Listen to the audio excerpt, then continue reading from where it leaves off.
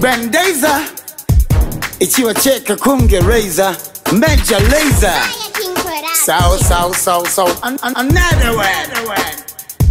Handizi Munuwe controversy Mubudi say mu presi Aluto ita stressi 15 mauye masasa paki Ndiyo yangu addressi And this pisa murivesi And this chaita wesi Cherunda kona endo sekerera Nchinja fesi Nyanga mchitaura crap Makasete trip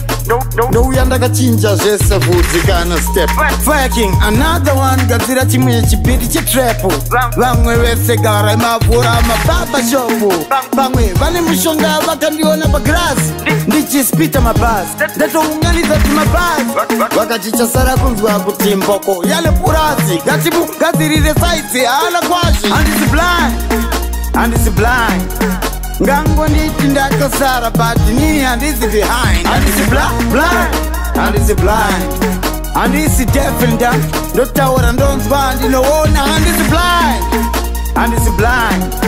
Ngango niti ndaka sara But nini Handizi behind Handizi blind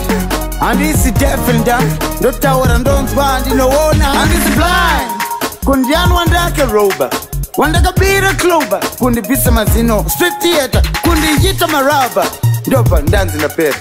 Muchingo awanye pera Sinu zangu mchindi torera Mchindi kopera Mchindi nyepera X5 yane numbu Ini andina chigumbu Yellow bone Sito bone Nango shikandaru wane murungu Time heals the wounds God forgive my sins Wari kutumira wins Kuti vanu wasawe kudance Bichiva ona zangu Kungetakura Lakira vainaro ndere kuti ini nisaura ndakura Handizi blind Ngango nditi ndakasara But nini Handizi behind Handizi blind Handizi deaf and dumb Ndotaura ndonzwa ndinoona Handizi blind Ngango nditi ndakasara But nini Handizi behind Handizi blind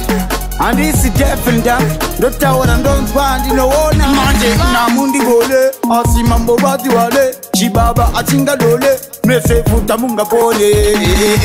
Dream of mkandiri bofu mtengire maspeksi Kana ukarwazi wane shangu Karawan tekire makiksi Pangwenda kare marakana mchitandi kone sexy Musandi pechi panera Kuda kundikanya mjitoksi Kutosita makamera Kutondi wona ndichi gomera Mchiti ndosi wetera Kuda kuona sakadi womera Handizi blind Ngango niti ndakasara But nini Handizi behind Handizi blind Handizi deaf and dumb Ndotaura ndonzi bandi noona Handizi blind Ngango niti ndakasara But nini Handizi behind Handizi blind